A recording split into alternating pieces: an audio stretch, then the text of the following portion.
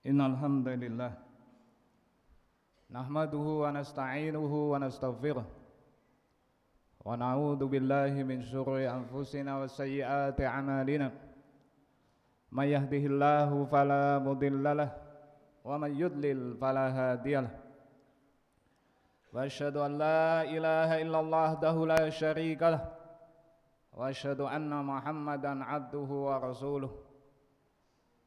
Ya ayyuhalladzina amanu taqullaha haqqa tuqatih wa la tamutunna illa wa antum muslimun.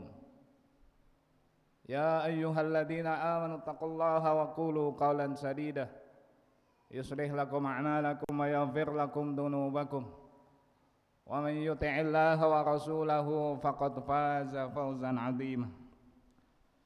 Fa inna asdaqal hadisi kitabillah wa khairal hadi hadi Muhammadin sallallahu alaihi wa ala alihi wasallam wa syarrul umuri muhdatsatuha fa inna kulla muhdatsatin bid'ah wa kulla bid'atin dhalalah wa kulla dhalalatin finnar.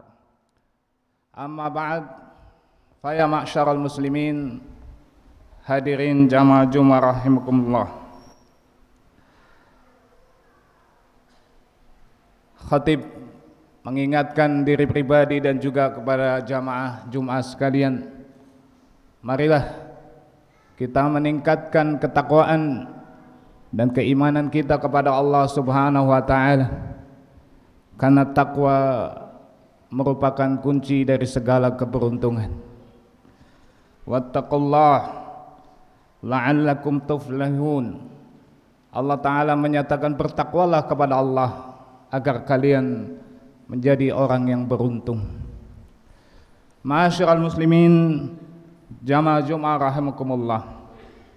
Setiap kita, setiap insan tentunya mendambakan kehidupan yang sehat, yang jauh dari berbagai penyakit, dan karenanya kita semua berusaha untuk menghindari hal-hal yang menjadikan sakitnya tubuh kita. Apabila kita sudah sakit, kita pun berusaha untuk bagaimana menyembuhkan penyakit tadi supaya kita mendapatkan dan memiliki kesehatan. Karena sehat merupakan nikmat yang besar, nikmat yang utama bagi setiap manusia, setiap kita. Dan Allah Ta'ala telah menyatakan bahwasanya setiap dari penyakit itu ada obatnya. Penyakit apapun selama bukan penyakit pikun ataupun maut, Rasulullah SAW kabarkan ada obatnya. Di dalam hadis yang sahih, Rasulullah SAW beliau bersabda, Innallaha lam yunzil da'an illa anzalalahu shifaan alimahu man alimahu wa jahilahu man jahilah. Sesungguhnya Allah Subhanahu wa taala tidaklah menurunkan suatu penyakit kecuali pasti Allah turunkan obatnya. Ada yang mengetahui obat tersebut dan ada pula yang tidak mengetahuinya. Ma'asyiral muslimin, dan perlu kita ketahui bahwa salah satu obat yang paling ampuh dan mujarab dan juga menyeluruh untuk segala jenis penyakit, baik penyakit yang menyangkut jiwa kita, hati kita, ataupun penyakit yang berkaitan dengan fisik ataupun jasmani kita. Apa obat dari semua itu? Tidak lain adalah kitab suci Al-Quran, kitab yang sering kita baca dan merupakan kitab yang menjadi petunjuk bagi kehidupan kita. Ternyata Al-Quran bukan hanya sebagai petunjuk, tetapi juga obat bagi penyakit baik jiwa maupun fisik. Allah Ta'ala berfirman di dalam surat Fussilat ayat 44. Qul huwa lil ladina amanu hudan wasyifa. Katakanlah wahai Nabi, wahai Muhammad sallallahu alaihi wasallam, Al-Qur'an itu merupakan petunjuk dan obat bagi mereka yang beriman pada Allah Ta'ala. Di dalam ayat yang lain juga, surat Al-Isra ayat 82, Allah menyatakan, wa nunazzilu minal Qur'ani ma huwa syifaa'u wa rahmatul lil mu'minin. Dan kami turunkan dari Al-Qur'an ini, kata Allah, sesuatu yang menjadi obat dan merupakan rahmah bagi kaum mukminin. Al-Qur'an adalah obat dan penawar hati dan jiwa kita. Segala penyakit hati ini akan bisa disembuhkan dengan Al-Qur'an. Baik yang menyangkut kebodohan, riya, sum'ah, suka popularitas, kesombongan, hasad, iri, dengki, ataupun penyakit-penyakit hati dan jiwa lainnya. Al-Quran bisa mengobati dan sangat ampuh serta mujarab untuk mengobati segala penyakit tadi. Tentunya sebagaimana ayat tadi tekankan, lilladina amanu, bagi mereka yang beriman pada Allah, yang beriman pada kitab tersebut, mau membacanya, mentadaburinya, dan mau mengamalkannya. Masyaallah muslimin jamaah Jumat rahimakumullah.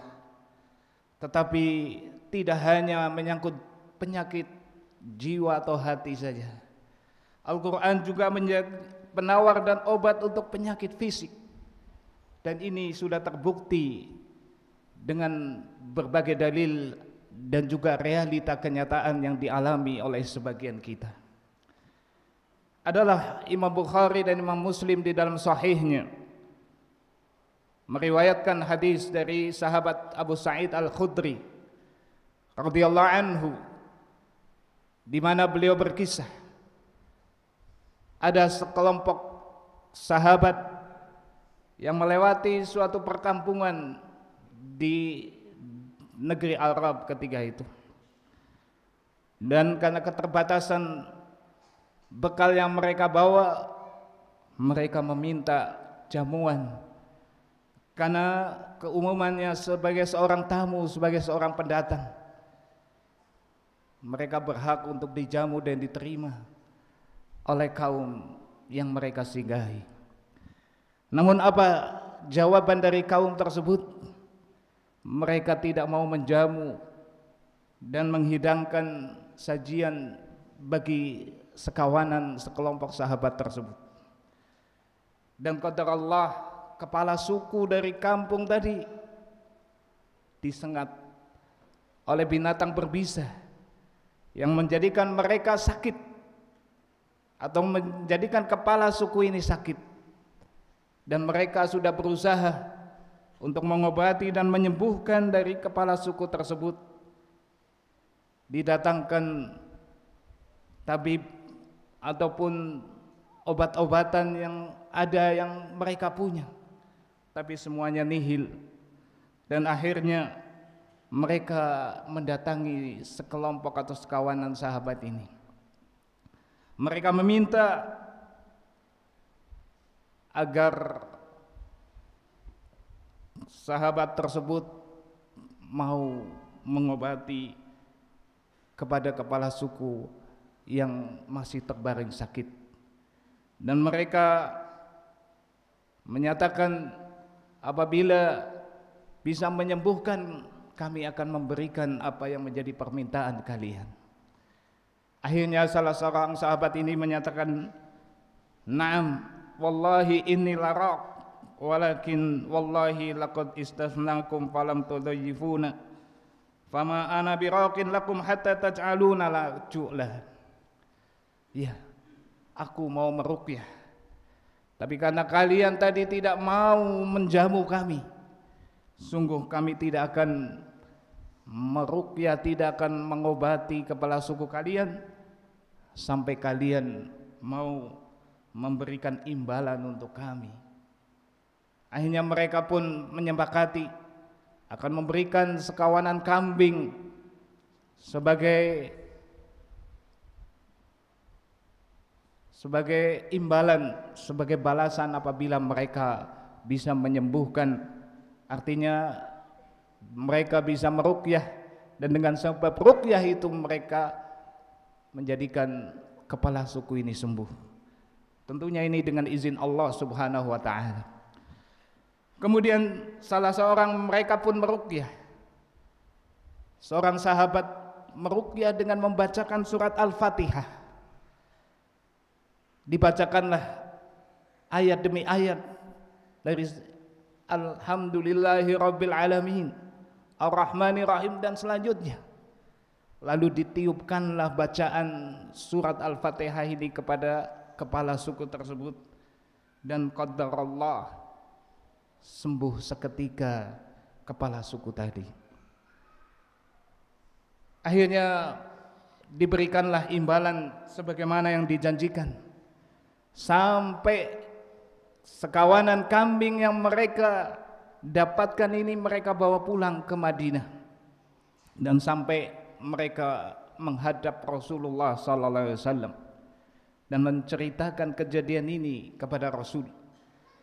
Kemudian Rasulullah SAW beliau bersabda, "Wa ma yudrika annaha ruqyah, asabtum aqsimu wadribu li ma'akum bisahmin."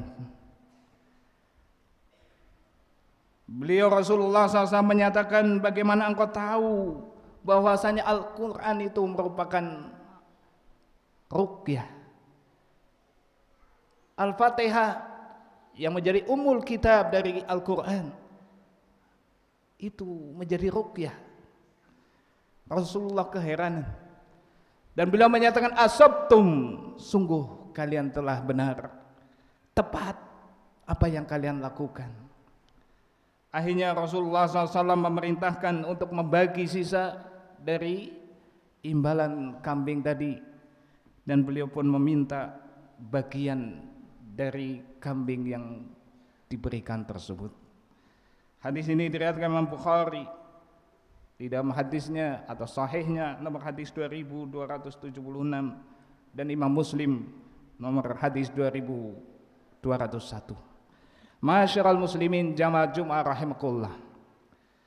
Ibnu Qayyim Al-Jauziyah juga menyebutkan di dalam kitab beliau Ad-Da' wad-Dawa, kejadian yang beliau alami yang berkaitan dengan pengobatan ayat-ayat Al-Quran sebagai ruqyah, penawar bagi penyakit yang menimpa pada beliau. Beliau menjelaskan, aku pernah tinggal di Mekah untuk beberapa waktu, dan saat itu aku sering mengalami berbagai penyakit. Tidak ada dokter dan tidak ada obat yang aku jumpai di sana atau ketika itu, kata beliau. Maka akhirnya diriku membaca Al-Fatihah, dan aku mendapati pengaruhnya sangat luar biasa, kata beliau. Lalu aku sarankan kepada beberapa orang yang sakit dari mereka yang sakit yang beliau jumpai agar menerapi dan mengobati dengan ayat-ayat Al-Quran, khususnya surat Al-Fatihah ini. Dan apa yang terjadi? Mereka pun mendapatkan seperti apa yang aku rasakan. Mereka pun mendapatkan kesembuhan dengan sebab bacaan yang mereka ruqyahkan, yang mereka terapikan untuk mengobati penyakitnya. Ini yang terjadi pada beliau, dan juga sekian banyak kejadian dari saudara dan teman-teman kita, dari penyakit yang menimpanya, entah apakah itu yang pusing, yang lumpuh, dan nyata fakta kejadiannya. Bahkan ada penyakit tumor yang qadar Allah karena bacaan Al-Quran sebagai ruqyah yang dia upayakan untuk menterapi dirinya, akhirnya sembuh total. Intinya, ma'asyiral muslimin jamaah Jum'ah rahimakumullah, Sebagai seorang mukmin kita yakin, kita beriman dengan apa yang Allah Subhanahu wa taala beritakan. Yang Allah firmankan tadi bahwasanya Al-Qur'an sebagai huda wa syifa. Al-Qur'an sebagai petunjuk dan sebagai penawar dan obat untuk kita semua. Dan marilah kita yakin dengan apa yang Allah firmankan ini, karena Allah pun mensyaratkan lilladzina amanu, bagi mereka yang yakin dan beriman kepada Allah Subhanahu wa taala. Aqulu qauli hadza wa astaghfirullah li wa lakum wa lisairil muslimin fastaghfiruhu innahu huwal ghafurur rahim.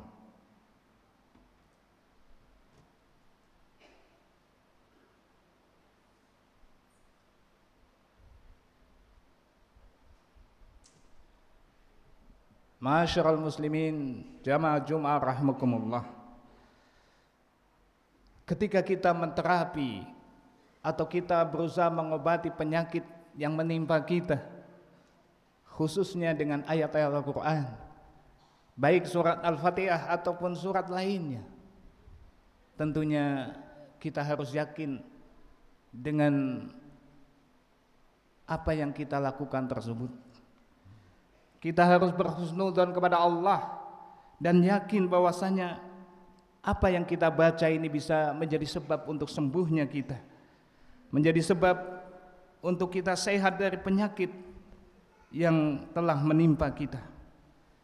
Karena Rasulullah sallallahu alaihi wasallam beliau bersabda, "Ud'ullaha wa antum muqinuna bil ijabah wa'lamu anna Allaha la yastajibu du'aan min qalbin ghafilin lahin." Rasulullah SAW mengabarkan, berdoalah kalian kepada Allah, memintalah pada Allah dalam keadaan yakin untuk diijabahi. Dan ketahuilah bahwasanya Allah tidak akan mengijabahi, tidak akan mengabulkan suatu doa dan permintaan dari mereka yang lalai, yang mereka tidak fokus apalagi yakin dengan apa yang dia doakan. Di dalam hadis yang lain Rasulullah juga menghabarkan, ana inda dhanni abdi bi, aku, kata Allah, sesuai dengan prasangka hambaku kepadaku. Kalau kita tidak merasa yakin, tidak ada sugesti di balik terapi dan pengobatan ini, mana mungkin akan sembuh? Karena sugesti dan yakin tadi itu bahkan medis mengakui sebagai salah satu sebab untuk kesembuhan dari suatu penyakit. Dan sekian banyak orang yang kadang belum diterapi, tapi karena sudah yakin dengan suatu dokter, yakin dengan suatu pengobatan, dia sudah merasa lega dengan penyakit yang diterima atau yang mengidapnya. Sugesti dan keyakinan ini menjadi syarat dan kunci untuk kita melakukan terapi dengan ayat-ayat Al-Quran. Kemudian juga kita berusaha untuk menghindari hal-hal yang haram, karena doa dan permintaan hamba diantara penghambatnya karena makanannya yang haram. Dalam hadis disebutkan Rasulullah SAW, beliau menyatakan ketika ada orang yang makanannya haram, minumannya haram, pakaiannya pun dari hasil yang haram, kata beliau, fa anna yustajabulah, bagaimana mungkin untuk dikabulkan permintaan? Sehingga tentunya ketika kita sebagai seorang muslim, seorang mukmin yang yakin dengan apa yang Allah firmankan, kita pun harus mengamalkan sisi-sisi lain yang menjadi penunjang, yang menjadi penyebab untuk Allah berikan kesembuhan tadi dari terapi pengobatan kita. Jangankan dengan ayat Al-Quran, terapi dengan berbagai obat dan berbagai medis pun, ketika Allah Subhanahu wa ta'ala tidak mengizinkan, tentunya tidak akan sembuh penyakit tadi. Kita hanya berikhtiar kepada Allah dan kita tunaikan apa yang menjadi sebab untuk sembuhnya suatu penyakit sesuai dengan apa yang dimaukan oleh Allah dan Rasulnya.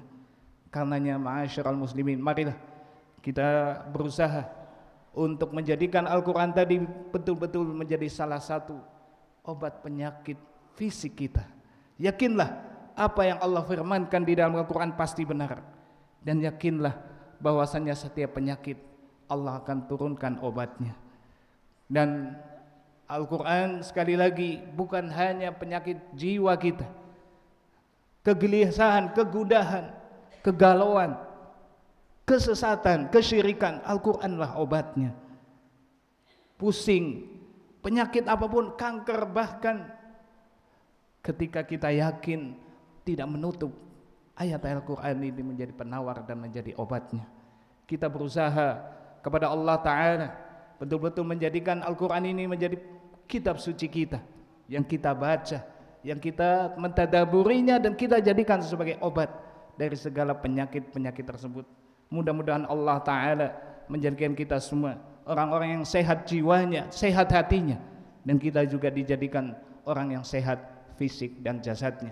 Karena sehatnya fisik akan bisa membantu dan menunjang untuk kita beribadah kepada Allah Ta'ala dengan seoptimal dan sebaik-baiknya. Allahumma sholli wa sallim ala sayyidina wa maulana Muhammadin wa ala ali Muhammad kama shallaita ala Ibrahim wa ala Ibrahim innaka Hamidum Majid. Allahumma barik ala Muhammad wa ali Muhammad kama barakta ala Ibrahim wa Ibrahim innaka Hamidum Majid. Rabbana dhalamna anfusana fa illam taghfir lana wa tarhamna lanakunanna minal khasirin. Rabbana ighfir lil mu'minina wal mu'minat wal muslimina wal muslimat al ahya'i minhum wal amwat innaka sami'un qaribun mujibud da'awat. Rabbana ya muqallibal qulub sabbit qulubana ala dinik. Rabbana ya musarrifal qulub sarrif qulubana ila ta'atik. Rabbana ij'al al-Qur'ana shifaa'a qulubina wa shifaa'a da'i jasadina. Allahumma Rabbana hab lana min azwajina wa dhurriyyatina qurrata a'yun waj'alna lil muttaqina imama. Rabbana atina fid dunya hasanah wa fil akhirati hasanah wa qina adzabannar. Subhana rabbika rabbil izzati amma yasifun wa salamun alal mursalin walhamdulillahi rabbil alamin. Aqimissalah.